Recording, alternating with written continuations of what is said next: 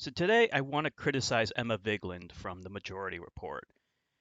In this video, she is talking about an APAC Democrat who was funded by APAC, obviously, but or rather, he was actually one of the APAC-backed people that unseated someone that was critical of Israel and the genocide they were doing in Gaza.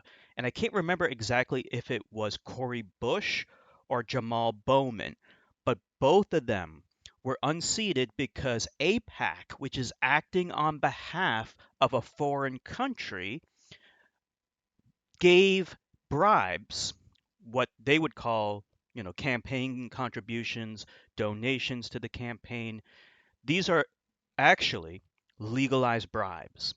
And APAC is an organization which is acting on Israel's behalf to fund political candidates that pledge loyalty to Israel. And this is not an over exaggeration. This is actually what they do. They force candidates to sign a loyalty pledge to Israel. And this is deplorable and disgusting. And the Majority Report has been criticizing stuff like this, and I applaud them for that.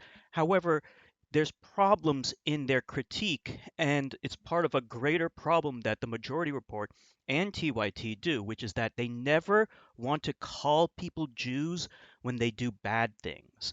They only want to call people Jews when they believe they're innocent or they're victims or they're oppressed, but they never want to call people Jews when they do bad things. And this induces the bias in people's minds that Jews can only ever be innocent or victims, and they can never be racists, rapists, murderers, or genocidal maniacs. And of course, they can be all those things. And in the case of Gaza and a lot of Jewish supporters of it, they are those things. And where in Jamal Bowman's district it made a little more sense because the maps were redrawn in a way that included more of like this very wealthy suburban area that has some Israel supporters in it. But this was just like Okay, so that sounds pretty innocuous, but it's pernicious, and I'll explain why. So she's talking about a district that includes a lot of wealthy, suburban, and as she calls it, Israeli supporters. So what she's really talking about are Jews. These are Jews who live in this wealthy district. And she doesn't actually know for a fact that these people are quote unquote Israeli supporters. She is assuming they are. But there is no demographic information which says, oh, yeah, in this demographic, these people support Israel. There is no such thing as that. What they do have demographic information about is the ethnic makeup or the religious makeup of a particular district. That they do have information of. And so she's getting some information, although she doesn't cite it, but I believe it, that a particular district has a lot of either wealthy or above middle income people that are Jews. And then, but she's too cowardly to call these people Jews. Instead, she just wants to call them Israeli supporters. But you have to remember that is a assumption that she's making. She doesn't actually have information which proves that that is the case. She is assuming that is true, but she doesn't want to call them what they actually are on these demographic uh, things that she has or that she is referencing. Those people are just called Jews when it comes to census data and things like that.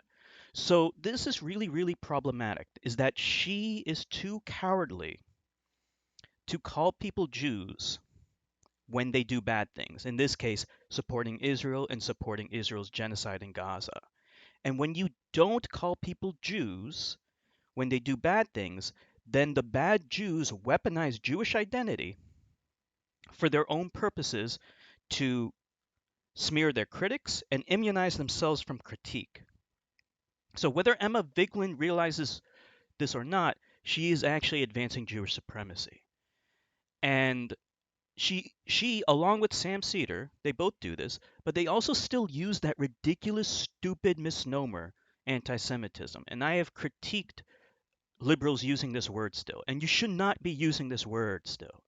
Okay, anti-Semitism was coined by a literal racist named Maurice Steinschneider, who was also a Zionist that believed that Palestine belongs to white Austrian Jews.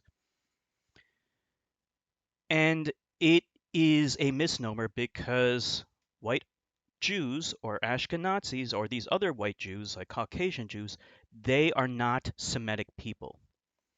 Ashkenazis spoke Yiddish, which is a Germanic language. Hebrew is a Semitic language, but Hebrew was a dead language until it was revived by a Zionist named Eliezer Ben Yehuda in the late 1800s. So, as far as I'm concerned, if you still use the word anti Semitism, you are advancing Jewish supremacy implicitly. You are actually advancing Zionism implicitly because anti Semitism is a Zionist word.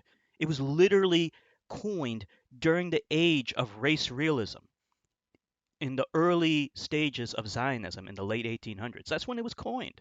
It's a Zionist word. It didn't even exist before the age of Zionism. They called it anti Semitism because back then they thought that Jews were a separate race of people called Semites. And that's it. That word is a vestige of the age of race theory. So we got to call these people out, even people on the left. See ya.